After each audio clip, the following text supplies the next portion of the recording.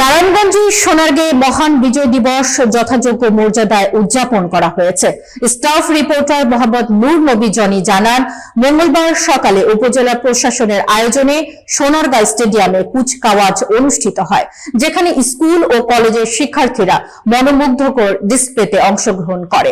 অনুষ্ঠানে সভাপতিত্ব করেন উপজেলা নির্বাহী কর্মকর্তা আসিফ আল জিনাত।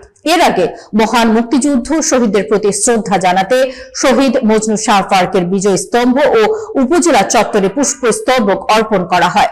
দিবসের তাৎপর্য তুলে ধরতে পায়রা উড়ানো হয়, যা অনুষ্ঠানের আবেগ ও উৎসবের আমেজকে আরো বাড়িয়ে তোলে।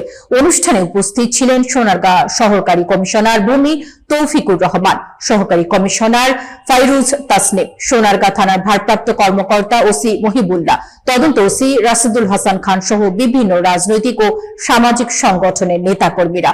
দিনব্যাপী কর্মসূচির অংশ হিসেবে মুক্তিযুদ্ধ ভিত্তিক একটি মেলার আয়োজন করা হয়। মেলায় মুক্তিযুদ্ধের ইতিহাস, শহীদদের আত্মত্যাগ ও বিজয়ের চেতনা তুলে ধরা বিভিন্ন স্টল ও প্রদর্শনী দর্শনার্থীদের বিশেষভাবে আকর্ষণ করে।